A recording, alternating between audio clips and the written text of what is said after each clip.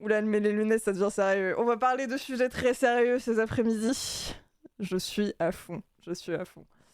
Bon, venez, on fait déjà un petit sondage pour savoir qui a vu, qui a vu le film. On va faire un petit sondage. Qui a vu le... Qui a vu... Hop, on va faire ça. Moi, giga flemme. Comme ça, je me rends compte un petit peu de... Ah, vous avez 2 minutes juste pour répondre au sondage pour savoir... Juste me faire un avis sur qui a vu le film, qui ne l'a pas vu en moyenne. C'est juste pour me faire un avis. Oh la vache. Ah. Ok. S'il y en a qui mettent giga flemme, en vrai, je peux comprendre. Hein. En vrai, je l'entends. Hein. Moi, j'ai rematé le film hier soir pour l'avoir bien en tête. Je pense que je ferais ça à chaque fois. Je les ferais un peu, genre vraiment de dernier moment pour les avoir bien en tête et avoir des petites idées, des petites anecdotes. Merci maman. Je l'ai regardé exprès pour aujourd'hui. Let's go. Mais je sais que vous êtes plein, vous êtes motivés de l'avoir regardé exprès pour qu'on puisse en discuter tous ensemble et tout. Donc je trouve ça très cool. Ça me plaît de fou. Vous soyez déter. C'est trop cool. J'ai pas le sondage. Ah si, ah non. Bon, sinon on dit que tu l'as vu, quoi, globalement. Non, mais c'est cool. Je vois que ça a bien suivi le moment et je suis trop contente. J'ai juste une phrase à dire. Je m'attendais à rien, mais je suis quand même déçue. Ça m'étonne pas de toi, Wallen. Ça m'étonne pas de toi. Donc, on va remettre dans le contexte, pour ceux qui peut-être n'auraient point suivi. On a décidé cette année de faire un genre de ciné-club. Et coucou Kali. On a décidé de faire un ciné-club, donc une fois par mois, vous choisissez entre 3 films qu'on vous propose, vous votez sur le Discord pour le film que vous voulez voir, vous avez tout le mois pour le regarder. Bien sûr, on va essayer de sélectionner des films qui sont maximum dispo sur des plateformes, si besoin, essayer de vous fournir le film évidemment pour que vous puissiez le voir.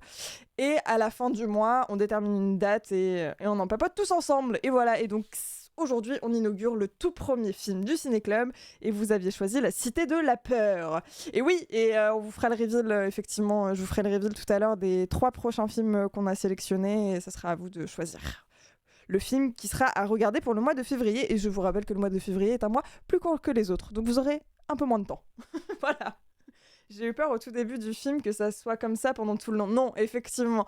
Alors, effectivement, le film, il démarre sur le film Red is Dead, justement, les scènes de Red is Dead. Donc c'est complètement pété.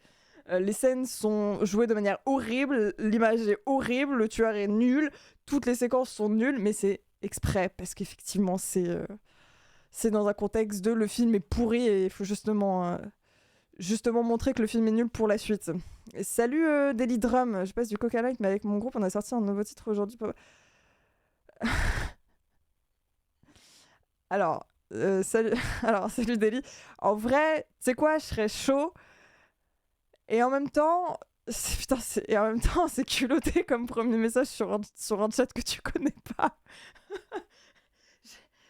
En vrai, je suis toujours très chaud de faire de la pub pour plein de trucs et pour soutenir des gens et tout. Mais en vrai, c'est un peu chaud, non? C'est un peu culotté quand même. Mais en vrai, si tu vas pas au culot, ça marche pas. En même temps, si tu vas pas au culot, comment tu vas te faire de la pub? C'est vrai, hein, t'as raison. Écoute, tu sais quoi? MP-moi sur Twitch le son, ou à moi, et si tu vas, mon modérateur, Happy New Year. Et vas-y, on va écouter ça et on partagera éventuellement sur le Discord. Tu sais quoi? En vrai, je trouve que le message est quand même mignon, donc en vrai, vas-y. Mais en vrai, vas-y, je trouve ça... En fait, si tu vas pas au culot, comment tu veux faire? Et en vrai, je suis assez chaud, vas-y. Vraiment, j'ai eu peur aussi au début. Je me suis dit que ça allait être long. Oui, le film démarre pas forcément très bien, mais c'est fait exprès.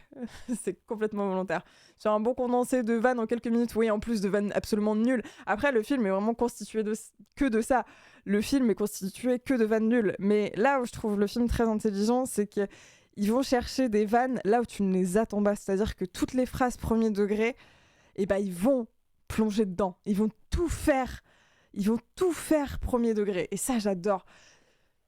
La place du mort. Mais typiquement, cette séquence, à chaque fois, je la trouve incroyable. Quand elle dit Jérémy, prenez la place du mort, il va du coup derrière. Tu te dis, ok, il ouvre le coffre, mais non, ils ont poussé le vis jusqu'à sortir un cadavre du coffre. Et elle est juste désespérée en mode. Non, écoutez, non, pas la place du mort, pas celle-là, pas celle devant ou elle est derrière, mais jetez-moi là, où elle se fait sortir de la voiture. Tout est full premier dog dans le film. Tout ce qu'ils vont dire est full premier dog et j'adore ça. C'est de l'absurde poussé à son paroxysme, mais c'est le meilleur truc du film. Moi, je trouve que c'est ça qui est très très cool. Et pas la place du mort, rien à voir avec les gens dont ça. Oui, non, pas celle-là. Bien sûr, c'est pour ça que je n'ai ni donné le nom du groupe ni le titre. Mais c'est pour ça que je te le dis en vrai, délire. En vrai, c'est pour ça que, vas-y, en vrai, MP moi, parce que t'as pas fait ta pub genre random sortie de nulle part ou bam, t'as tout balancé. Donc, en vrai, vas-y. T'as osé, vas-y. Il m'a eu le jetez-moi là. Mais le jetez-moi là, il est trop bien. Il est trop bien. Mais c'est que des petits trucs comme ça. Quand elle découvre, à un moment, quand Odile, elle découvre le corps du projectionniste. Et elle rentre dans la salle, elle hurle. Et en fait, tu te rends compte qu'elle hurle parce qu'il y a une giga araignée et que le corps, elle s'en fout royalement. Rien que ça, c'est des petits trucs bêtes. Mais ça marche. En fait, dans l'humour, ça marche vraiment. Et merci beaucoup, Zélie, pour le coup. Merci beaucoup. N'hésite vraiment pas à me MP, à MP Happy. Je vais écouter ça. Promis, je vais écouter. J'ai trouvé le film sympa, mais je trouve que certains trucs ont un peu mal vieilli. Le film date, il a plus de 30 ans, oui, il y a des trucs qu'on vieillit. Surtout le perso d'Alain Chabat au début, mais à part ça, j'ai trouvé ça sympa à regarder. Non, mais le film a vieilli sur pas mal d'aspects, c'est sûr, c'est sûr, mais c'est une véritable boucherie. Ah, il m'a régalé, je l'avais oublié cette vanne. Alors que pourtant, le film, je le connais plutôt pas mal, je l'avais oublié cette vanne. Vous allez voir, c'est une véritable boucherie. Il ouvre la porte, c'est une boucherie. Il dit, bon, sinon, où est le corps? De l'autre côté. Ok, ça marche. En vrai, à cause d'Happy, j'ai rigolé avec le je suis très content. Et quand je suis content, je vomis. Et là, je suis hyper content. Vous avez un peu de... Ah oui, pardon. Simon, vous avez un peu de... Ah oui. Mais je pense qu'il y a plein de trucs. Le combien, le serial killer, quand je suis content, je vomis. Je pense qu'il y a 1 milliard de rêves que plein de gens avaient ou que vous connaissez. Et vous saviez même pas que ça pouvait venir de ce film-là. Mais vraiment, vraiment. Est-ce que tu pourrais nous faire un petit synopsis histoire d'entamer la review? En vrai, je peux. Alors, en gros, c'est l'histoire d'une attachée de presse qui essaie de vendre son film qui s'appelle Red is Dead, sauf que le film est une espèce de bide monumental parce que c'est vraiment pas un bon film du tout. et en gros, le projectionniste qui diffuse le film va se faire tuer. Du coup, ça a commencé à faire de la pub et parler du film. Jusqu'au point où le film va se retrouver à Cannes et il va y avoir une espèce d'enchaînement de meurtres et ils vont essayer d'enquêter pour trouver qui est l'assassin des projectionnistes et pourquoi spécifiquement sur ce film. Et voilà, et ça va partir dans tous les sens. C'est juste de l'humour, c'est de l'absurde vraiment poussé à fond. C'est devenu un film culte juste parce que le nombre de rêves qu'il peut y avoir dans le film, c'est incroyable, des répliques qui sont devenues juste hyper cultes, et surtout le fait que le film fasse énormément de références à plein d'autres choses à côté, et donc à plein de films et plein de genres qui marchaient à cette époque-là, donc ça a vraiment cartonné pour ça. Il n'y a pas eu qu'un sucre, comme on dit dans le générique de fin, mais 18 sucres, j'ai compté les plus fat. T'as compté, Zoé? T'as été voir? Oui, parce qu'elle dit 16 nombre de sucres. Ce qui est très drôle, c'est que toute la séquence, juste, tu la vois tout le long. Déjà, les deux ont une conversation complètement différente. Elles ne s'écoutent pas, ce qui crée déjà un espèce de côté comique. En même temps, elle continue, Valérie Lemercier, du coup, qui joue la veuve, continue de mettre ses sucres dans la tasse. Et ce qui est très drôle, c'est à la fin de la séquence, quand ça dézoome complètement, où tu te rends compte que la tasse, elle est gigantesque. Et tu te dis, mais pourquoi? Ça n'a aucun sens. Ça n'a aucun sens, et c'est ça qui est incroyable. C'est ça qui est trop bien. Les scènes qui parodient d'autres films sont drôles aussi, genre Bassi Casta. Je vais y venir, mais oui, par exemple.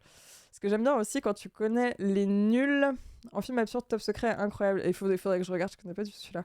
Ce que j'aime bien aussi, quand tu connais les nuls, c'est qu'ils ont mis des refs à leur propre sketch. Par exemple, quand Alain Chabat sort ses affaires de sa valise, il sort des produits qu'ils ont fait des pubs parodiques. Exactement. Il y a ça, et il y a un moment... Alors justement, il y a une scène où ils sont à l'aéroport, je vais vous montrer. J'ai mis ça de côté. Quand ils sont à l'aéroport, En fait, j'ai juste fait une petite capture. En fait, quand ils attendent que l'acteur arrive, quand Simon arrive, en fait, t'as un personnage en arrière-plan qui est avec son panneau Loulou et il est là, Loulou, Loulou.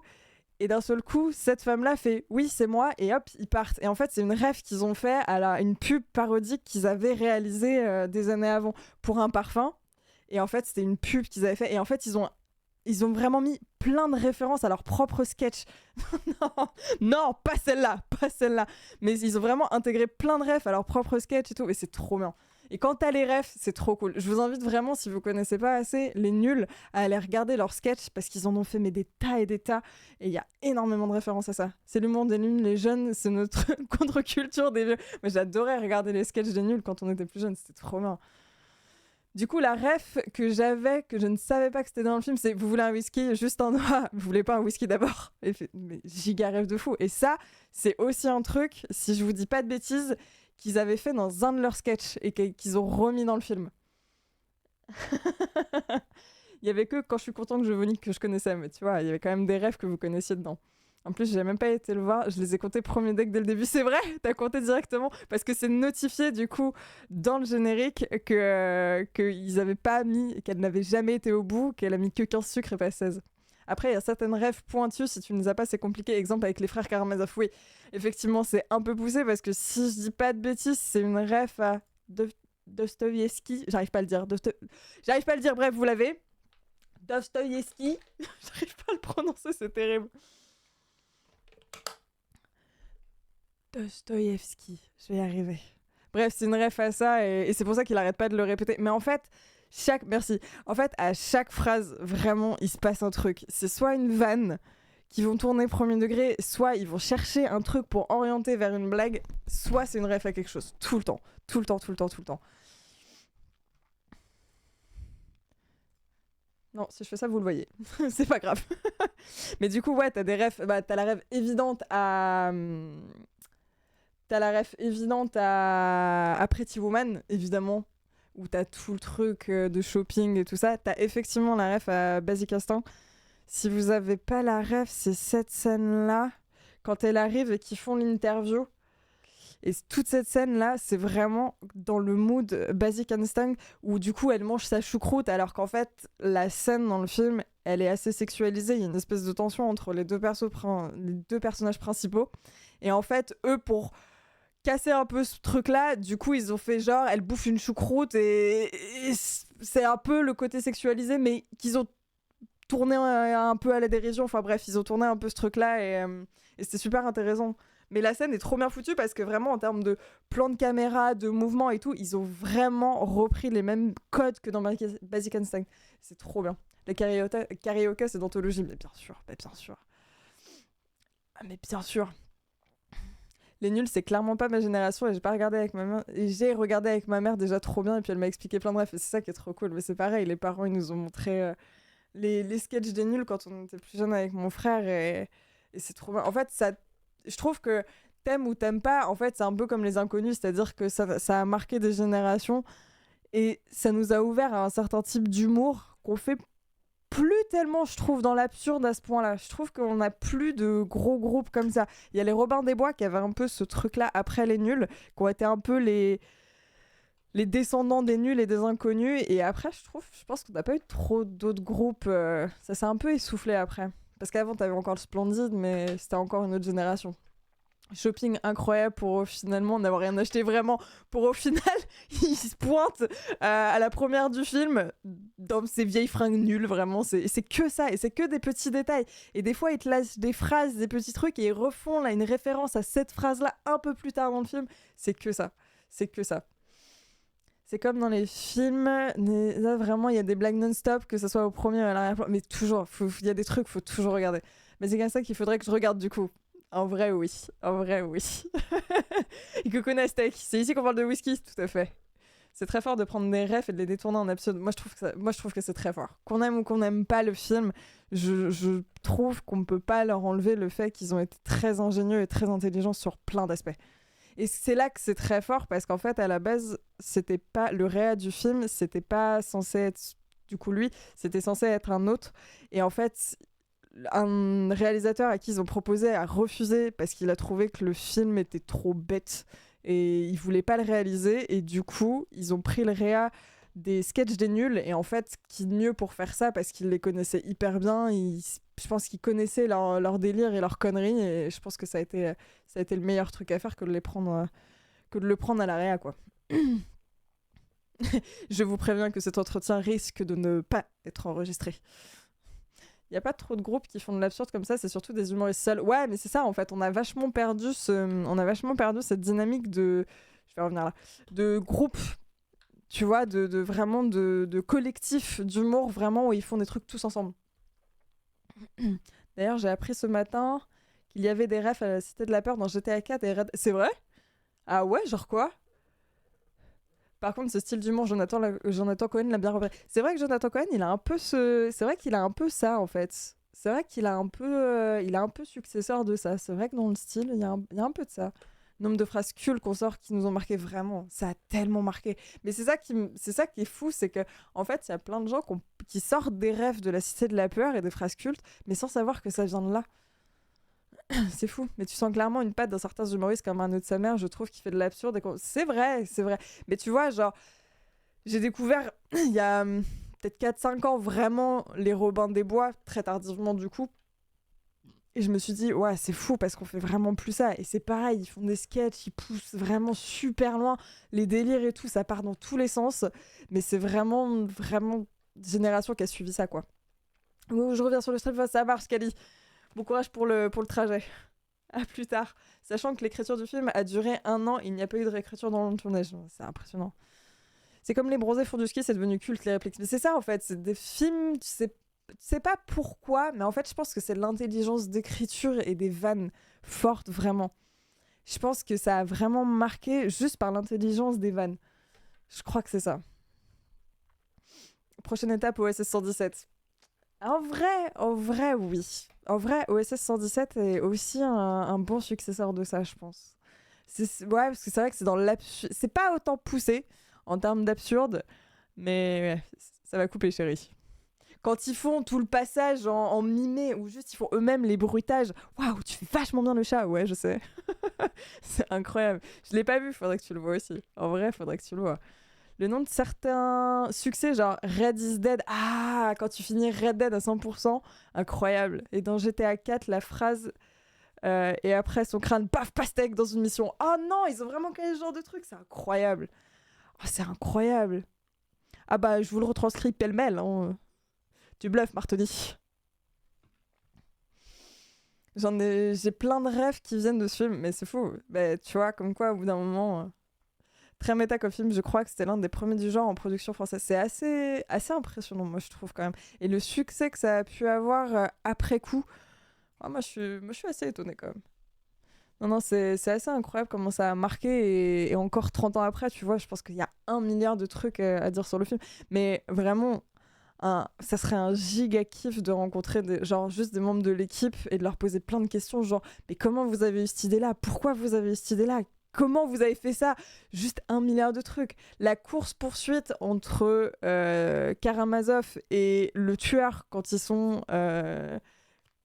sur le bord de la plage là, et qui courent, avec les bruitages rajoutés, genre en mode ils veulent faire une course épique, du coup genre course de voiture et tout, elle est très longue, mais ils veulent faire une vraie course de voiture, genre pour que ça t'aies de l'action, te mettre dans le truc et tout. Du coup ils ont tout rajouté, les sons de dérapage machin et tout, pour vraiment donner cette impression d'action de fou, alors qu'au final c'est juste 2 mecs qui se courent après et il se passe pas grand chose. Mais pourquoi ils ont pensé à ça, je sais pas, mais ça me régale. Je pense qu'à l'époque ils n'auraient jamais deviné que ce serait un tel succès, mais bien sûr, à aucun moment ils peuvent se douter que ça va devenir un film culte. Des bisous maman. Des bisous maman, essayez de pas se faire un petit coucou. Plein de bisous, bon week-end à toi. Et coucou Maui. Ça va? Rien qu'avec les 25 ans du film à Cannes où les spectateurs demandaient la karaoké aux acteurs, mais vraiment, mais vraiment. Et j'ai vu une info euh, comme quoi Gérard Darmon avait fait un pari avec je sais plus quel acteur, et ils avaient fait un pari qu'à chaque fois que quelqu'un lui demanderait la karaoké, l'autre lui devait un dîner. Et il en était arrivé à je sais pas combien, mais vraiment, c'est à chaque fois. À chaque fois. Ouais, ça va. Ça va nickel, ouais, oui, ça va. On papote et on arrive soon. Bon, Purpy, il avait plein de trucs à dire, il nous a dit.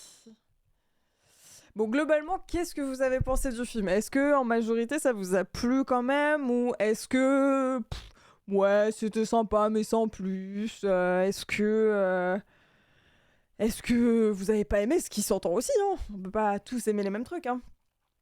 Alors, film sympathique, même si j'ai du mal avec l'humour absurde, ok, qui est legit aussi, hein.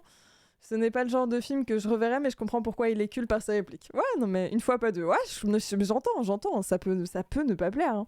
J'entends, ça reste de l'humour qui est très spécifique, ça reste très particulier, c'est vieux aussi, donc il y a des vannes qui ont mal vieilli, il y a des visuels, il y a des choses qui ont mal vieilli, c'est logique de fou, hein.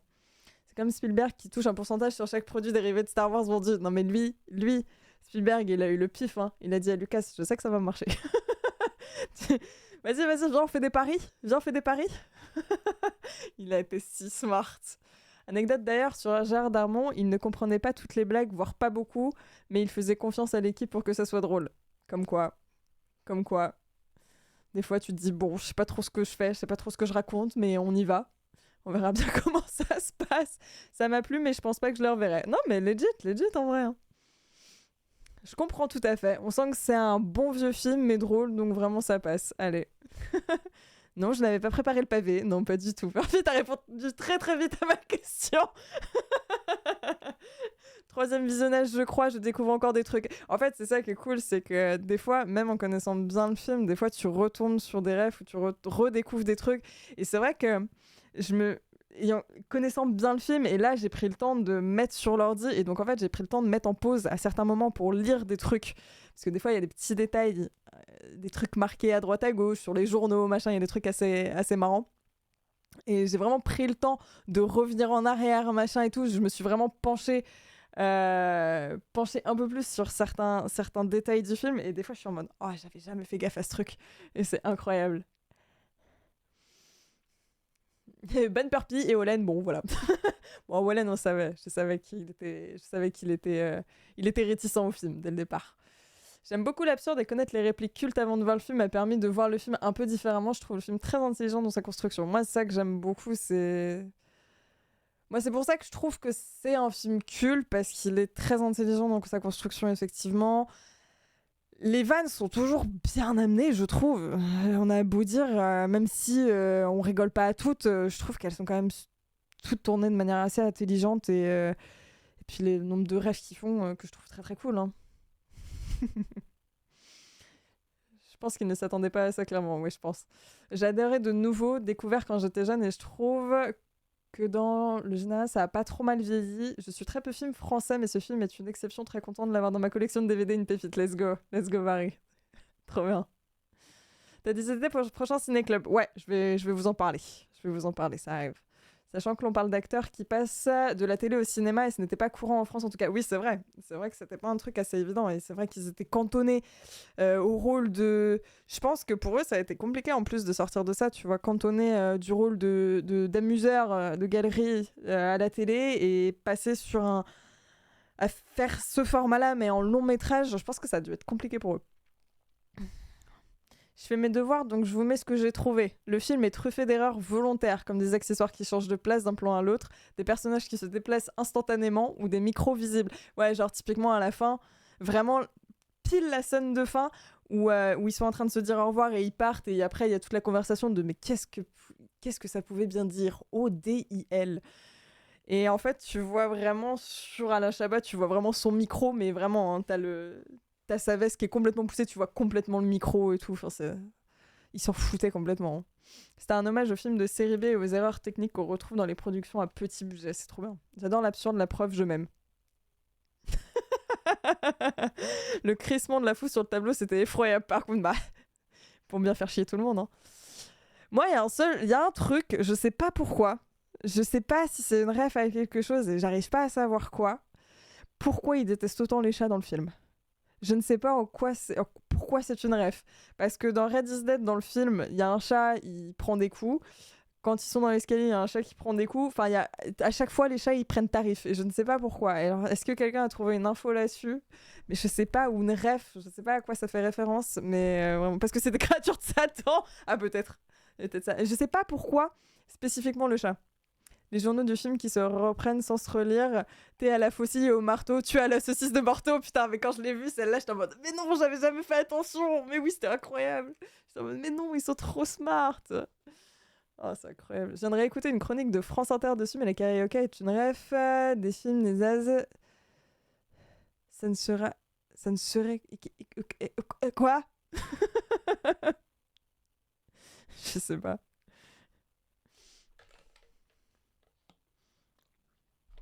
Ouais, c'est pas faux, trop, c'est pas faux. Ah, et anecdote aussi, la karaoke devait être beaucoup plus courte comme séquence, mais Chabat et Darmon ont improvisé et ils ont trouvé ça tellement bien qu'ils ont gardé la séquence complète. Non, mais en vrai, c'est trop smart, hein. C'est trop smart. Non, non, mais il y a eu plein de petits trucs comme ça. Très malin. Qu'est-ce que j'avais vu? Attendez, je recherche parce que j'avais vu un truc. Oui, il y a en rêve, il y a la classique Terminator, évidemment, quand il toque à la porte de leur chambre d'hôtel et qu'il dit Sarah Connor et qu'elle dit non, c'est à côté. Et que tu réentends Sarah Connor et ensuite ça tire et puis tout le monde fait comme si de rien n'était. Ah putain, le comité contre les chats! Mais oui, ça doit être ça! Putain, t'as raison, Nastek! Mais bien sûr! Putain, mais bien sûr! Mais oui, Glacad a raison, mais oui! C'est le CCC, le comité contre les chats, mais oui, mais ça doit être ça, mais oui, ça doit être une ref à ça, purée, bien vu! Putain, mais depuis hier, je me dis, mais qu'est-ce que c'est? Pourquoi il y a autant de trucs avec les chats? Mais oui, c'est complètement ça! Je pense que vous avez raison. Oh, vous êtes trop smart, bien vu. Oh, vous êtes trop fort. Trop fort, trop fort.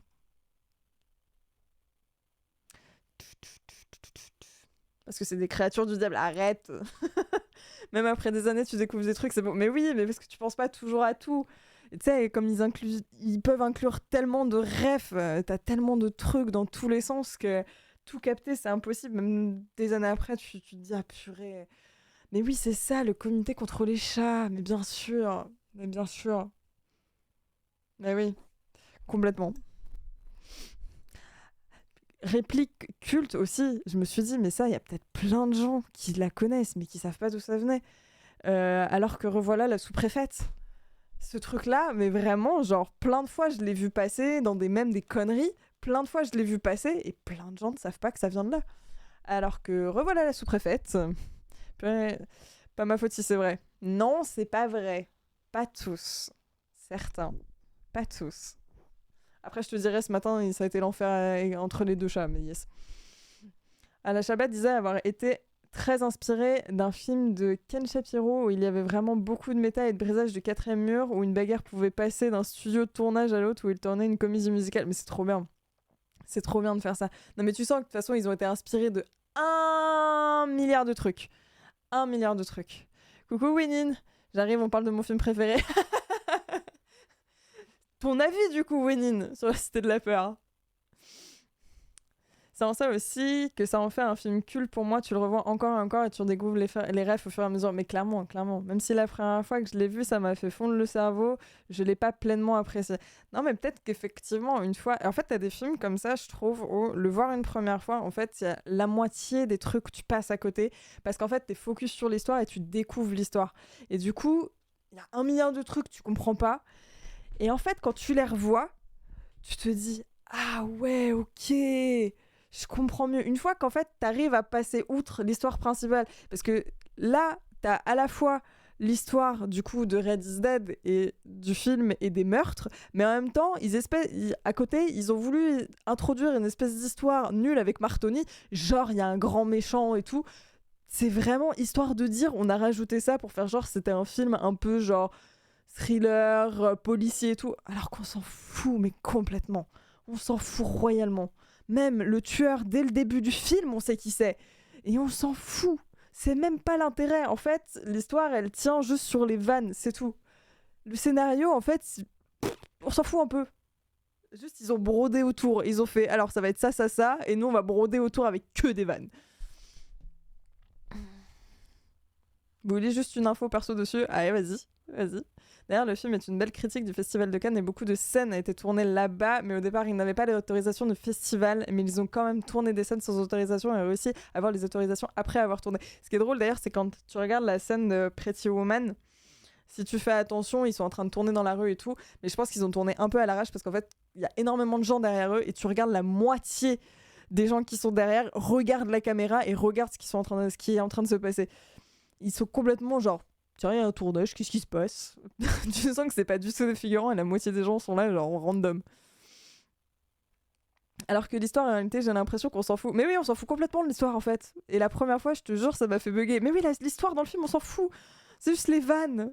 Le reste, on s'en fout. L'histoire, deux histoires totalement en décalage et en parallèle en même temps. C'est complètement ça.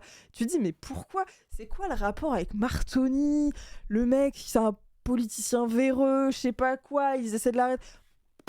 Il est juste là, c'est juste un perso qui arrive à la fin du film pour créer un peu d'action et tout, mais vraiment, on s'en fout. Le perso, il est random.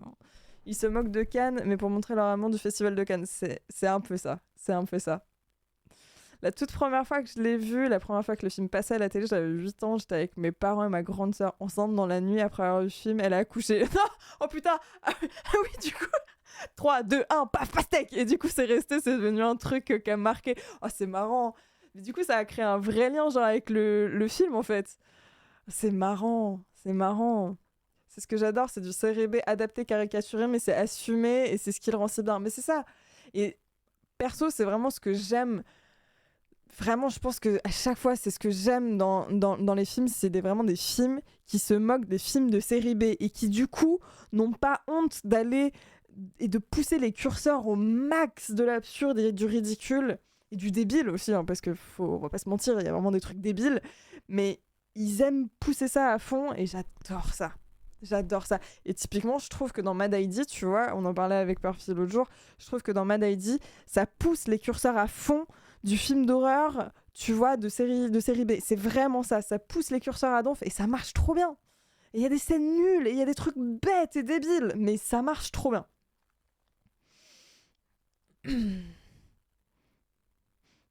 Quand le film repassait à la télé, on écrivait à mon neveu pour lui dire regarde, c'est ton film, histoire de le faire chier. Mais c'est trop marrant parce que du coup, ça a créé un vrai lien, genre il y a une vraie histoire de famille avec le film.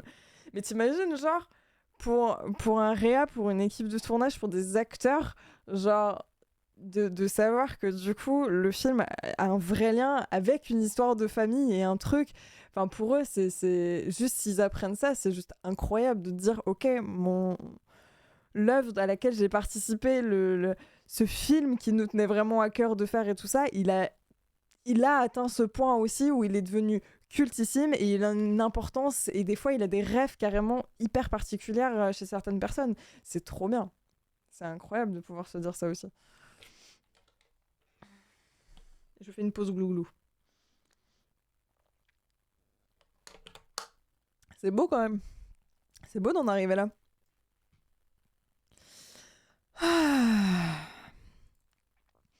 Ça marche parce que c'est acté dès le départ, c'est le contrat que tu passes dès les premières minutes du film, tu sais que c'est complètement barré et c'est génial. C'est ça, c'est ça. Après, j'entends aussi complètement le fait que des gens n'accrochent pas du tout. Parce que c'est hyper particulier, c'est pas l'humour de tout le monde, c'est pas. C'est pas du cinéma classique comme on a l'habitude et non, je comprends, je comprends. Pas mal, non? C'est français. Mais c'est un des rares, comme disait Zoé tout à l'heure, ou non, Barry, je crois peut-être. Non, c'était Barry qui disait ça. C'est un des rares films français aussi que j'aime bien, quoi, parce que j'avoue qu'en termes de cinéma français, du moins en comédie, parce qu'on est très bon dans les dramas, mais en termes de comédie, j'avoue que moi, c'est beaucoup de mal aussi à trouver des films qui me plaisent vraiment. Et ouais, ça j'aime bien. J'ai une question. Est-ce que vous pensez que le film marcherait aussi bien s'il était sorti aujourd'hui avec, of course, quelques changements dans certaines vannes? C'est trop dur de répondre à cette question parce que le contexte actuel, le contexte actuel fait que peut-être pas. Ou c'est dur de répondre à cette question, hein. J'en sais rien du tout. C'est une bonne question. Je sais pas du tout. Parce que les gens ont le droit de ne pas aimer ce film. Oh, que je sors ma pelle. J'en connais un ou deux là qui n'ont pas forcément apprécié, mais bref. Non, moi je l'entends. Hein. Je reconnais, hein, c'est un film que j'aime bien et que j'aime beaucoup, mais j'entends aussi que du monde ne puisse pas l'apprécier, c'est legit. Ils ont même mis des vannes dans les crédits, j'en ai vu 3, mais j'en ai peut-être raté. Il y en a eu beaucoup des vannes dans le... Il y a beaucoup de vannes dans le générique. Il y en a beaucoup, beaucoup dans le générique de fin. Il remercie Clark Kent, Peter Parker dans son rôle de Spider-Man. Il remercie également Gérard Landon, je crois, si je dis pas de bêtises, qui n'a pas participé au film parce qu'il s'est coupé le tendon et il aurait dû. Il remercie également les acteurs qui ont accepté de mourir dans le film pour eux, donc Eddie Mitchell. Effectivement, il y a un certain Tom Cruise qui a été coupé au montage. Ouais. Oh, j'avais pas vu ça. Les crédits, hein. Les crédits. Glacan, il l'a dit plein de fois, hein. Faut regarder les crédits du film. Hein. Il y a 1 milliard de vannes dans les crédits du film. Il y en a plein. Vraiment, il y en a plein. Je pense quand même qu'il faudrait réactualiser. Oui, à l'époque, on sortait du communisme, d'où l'inspiration de la... Bah oui. Pourriture communiste. Ouais. Il y aurait une polémique instante, il y a que des blancs dans le film, et c'est pas une vanne... Et c'est pas une vanne de la provoque, ouais. Non, mais je suis d'accord. En fait, je pense que je suis assez d'accord avec Wallen pour le coup. Je pense que ça aurait limite sur les comportements que certains ont dans le film. Oui, je pense aussi. Je pense qu'il y a... Je pense qu'il y a trop de trucs dépassés. Et puis même, hein, Gérard Darmon, il était peut-être très bon à son époque et c'était peut-être un super acteur, hein, mais on l'a pas trop dit, mais il est quand même un peu cancel maintenant. Hein, donc, même beaucoup cancel. Hein. Il y a eu quand même quelques plaintes au cul et ce genre de trucs. Donc, il y a pas mal de trucs qui passeraient pas, quoi. Là, le casting reste incroyable. Les critiques dénoncées dans le film sont toujours... Ouais. Les critiques dénoncées dans le film sont toujours d'actualité et l'absurde et un humour et une expression qui fonctionnent très souvent dans les périodes plus compliquées, donc je pense que oui. En fait, il faudrait nuancer, je pense. En fait, le problème, c'est que je pense que ce genre de film et les sketchs qu'ils pouvaient faire à l'époque ne sont plus possibles parce qu'il faut tout nuancer maintenant. Et ce qui n'est pas forcément un mal, mais on est beaucoup plus nuancé sur plein de choses, on est beaucoup plus touchy sur plein de choses maintenant et il y a plein de trucs qui passeraient pas. De toute façon, on veut plus rien dire, tu vois. Ma rêve préférée sur la personne qui gère les tu l'as vu. Qui s'appelle, si je dis pas de bêtises, Qui mon cul, un truc comme ça. Je trouve que Jonathan Cohen a très bien repris le style d'humour absurde tout en restant respectueux. Ouais, il est plus dans ce truc-là. Il est un peu plus dans ce truc-là. Mais c'est vrai que tu regardes avec La Flamme... C'est vrai qu'ils ont un peu repris ce truc-là de l'absurde poussé un peu plus loin. Après, La Flamme, ils ont quasiment calqué la série américaine en réadaptant des vannes pour la télé française, mais ils ont amené leur touch quand même, mais c'est vrai qu'il y a pas mal de trucs qui ont été récupérés, quoi. Et quand tu regardes derrière le flambeau, moi j'ai trouvé le flambeau moins bon. Tu l'as vu, Qui mon cul, tu l'as vu, Qui mon... mais quand je l'ai vu, alors pour la blague, j'avais Ellie qui était à côté, donc j'ai mis en pause, j'ai dit regarde genre ce qu'ils ont mis dans les crédits. Elle me dit j'ai pas compris. Je dis bah tu l'as vu, Qui mon cul. Elle me dit ouais mais c'est pas un vrai métier, tu l'as vu. Je suis en mode ma meuf ne connaît pas le second degré, c'est très compliqué. Ouais, parce que quand je suis content, je vomis. Elle a pas compris. J'essaie de travailler ça, le second degré, mais c'est compliqué. Hein. C'est compliqué. Toujours pas ça. Non, toujours pas ça. Mais c'est pas un vrai métier, ça, tu l'as vu. Allez. Non, c'est aussi pour ça que je l'aime. Hein. Non, c'est aussi pour ça que je l'aime, parce que du coup, elle est très prom dog et que ça me fait rire parce qu'elle comprend pas, mais c'est pas grave. Je comprends pas, ça n'a pas de sens. Mais c'était vraiment ça. Du coup, je comprends pas, c'est pas drôle. Elle dit oui, non, mais je vois, mais c'est pas marrant du coup, parce que ça n'existe pas. Oui, c'est justement le concept. Je pense qu'on s'entendrait bien, elle et moi. J'ai très hâte. Tu sais quoi? Je le dis, hein, j'ai très très hâte que vous vous rencontriez parce que je pense que vous allez très très bien vous entendre. Sur plein de trucs. En vrai, je pense que vous allez très bien vous entendre. Les gens premier degré, c'est mon péché mignon. Elle est très prom dog. Elle a beaucoup d'humour sur plein de trucs, mais en fait, les vannes, les jeux de mots, les trucs, elle comprend pas toujours et elle est très prom dog. J'adore ça. De personnes prom dog, ça va être une conversation hilarante. Je pense qu'on va bien rigoler.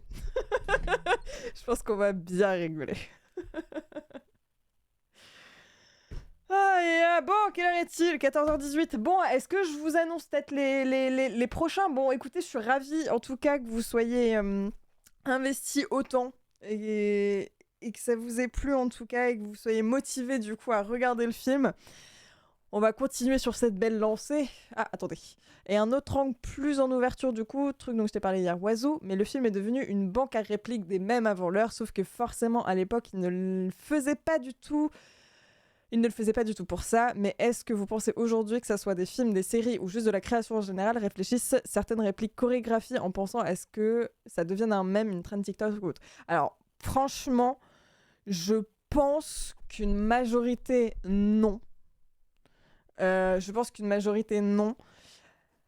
Et en même temps, je pense que, en fait, comme ça, en me parlant, tu vois, je pense à un truc, je me dis, tu vois, par exemple, quand Mercredi est sorti, il y a eu toute la traîne avec la chorégraphie de Mercredi sur la musique de Lady Gaga après qui est ressortie.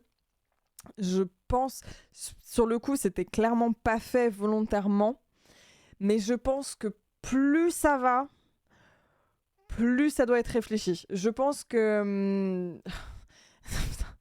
oh, trust. Je pense que, en fait, il y a eu un espèce de phénomène, je pense, avec ça et d'autres, mais là, c'est le seul exemple qui me vient en tête, mais je pense que, en fait, ils ont dû se dire, purée, ça fait une giga pub sans qu'on ait besoin d'en faire des tas. Et en fait, la promo se fait autour de trends TikTok et tout ça, donc je pense qu'effectivement, ils commencent à réfléchir un petit peu à ce genre de truc. La sortie de Deadpool et Wolverine juste pour TikTok. C'est vrai que la giga séquence sur les Backstreet Boys, forcément. Mais je pense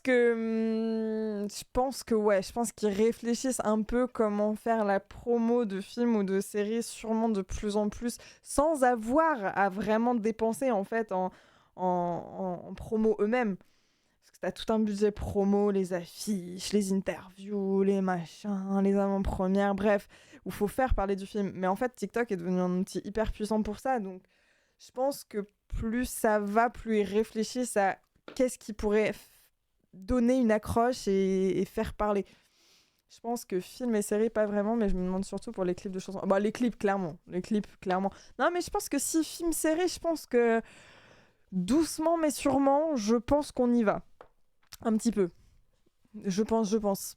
Parce que, un peu comme Dynastek, tu vois, je pense que, bah, typiquement, genre, toute la chorégraphie que Deadpool fait dans le dernier, c'est clairement une séquence. Alors, le perso fait ça et c'est pas étonnant du perso, mais effectivement, ça donne aussi matière à ce que des gens en fassent une trend TikTok, à reprendre la choré, à la musique, etc. Donc, en vrai, je pense que tout n'est peut-être pas fait innocemment. Je pense qu'effectivement, si ça l'est pas encore, ça va devenir de plus en plus travaillé, de plus en plus réfléchi pour faire des bonnes promotions du style, une réinvention de mon... Mais je pense qu'il y a de ça. Je pense que... Ou alors, ils feront des passages exprès, tu vois, sur les tournages pour pouvoir les diffuser, mais je pense. La Corée, on s'égare un peu là, excusez-moi, j'ai dérapé, pardon. Je reviens au film, excusez-moi. Mais je pense que ça va se faire petit à petit. J'essaierai de faire des recherches pour avoir des retours de réels ou d'acteurs. Non, je pense que doucement, mais sûrement, ça se fait. C'est pas toujours volontaire. Après, le truc, c'est que quand tu vas vers un film ou une série, de toute façon, toi, une fois que tu as lâché le projet et qu'il est mis dans les mains de tout le monde, tu peux pas savoir ce qui va se passer. De toute façon, tu peux pas savoir si ça va être repris ou non. Donc, ils envoient et ils verront bien. Après, peut-être qu'ils arrivent à bosser, tu vois, avec des influenceurs et on le sait pas aussi, tu vois, en leur disant ça vous dirait pas de faire une petite vidéo, genre, sur ce passage-là du film, de la série, et peut-être que, hop, ça se monte comme ça et ça permet de faire de la pub aussi. Hein. Merci Happy, ça marche. On commence par le jeune et on pousse jusqu'en Indochine. Non, allez. Du genre, comme les scénettes qui sont pas intégrées au film et qui sont en soi une scène coupée jetée pour la promo sur les réseaux. Mais c'est ça, t'as plein de petits trucs qui peuvent être tournés, qui ont déjà été faits à droite, à gauche. Et sûrement qu'ils vont le faire de plus en plus sur les tournages des films et séries, justement pour anticiper au moment de la promotion. Ouais, parce que je me demande souvent comment les trends deviennent des trends. Ça passe par des gros influenceurs TikTok, hein. Surtout, je pense, surtout. Bon, film.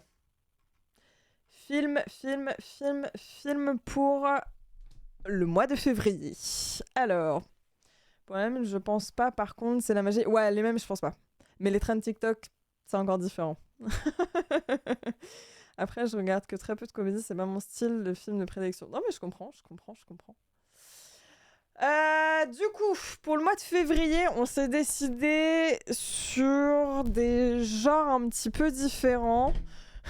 Le Comte de Monte Cristo. Hein. Qu'est-ce que je me suis régalée des commentaires. C'était une dinguerie, ça. Hein. Qu'est-ce que je me suis régalée. Les commentaires qui sont devenus une trend, c'était magistral, ça. Bon, bref, allez. Alors, les films sélectionnés pour le mois de février, et ce sera à vous de choisir. On a décidé de mettre Shutter Island de Martin Scorsese. Je vais pas tout vous faire, les réas, parce que je les ai pas en tête. American History X, et sur un ton un peu plus léger et en même temps pas complètement, Little Miss Sunshine. Voilà.